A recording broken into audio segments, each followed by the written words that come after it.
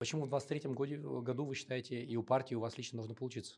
Я думаю, что вот вся та работа, которая была, я вообще скажу так, в партию АУЛ я пришел в октябре 2015 года, в сентябре была трансформация партии АУЛ, сменился лидер, и вот с того дня мы поэтапно, без дергания, без каких-то лозунгов, без популизма мы проводили трансформацию партии, как бы приближали к запросам наших членов в первую очередь, к запросам избирателей.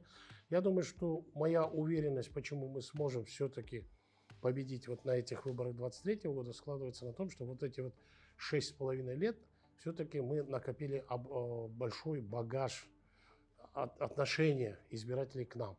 В обществе пришло понимание, что такое село, что такое сельское хозяйство и какую важную роль оно А занимает почему раньше в этого целом. понимания не было?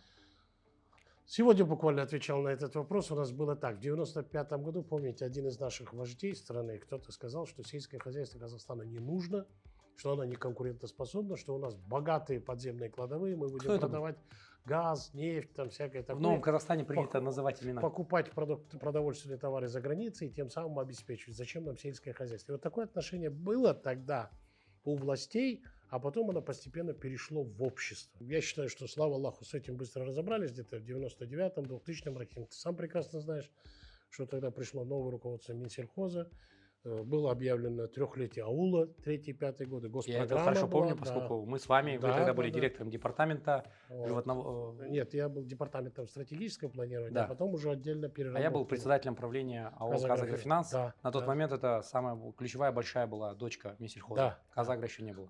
да. И трехлетие аула, трехлетняя государственная агропродовольственная программа, посвященная производственной части сельского хозяйства.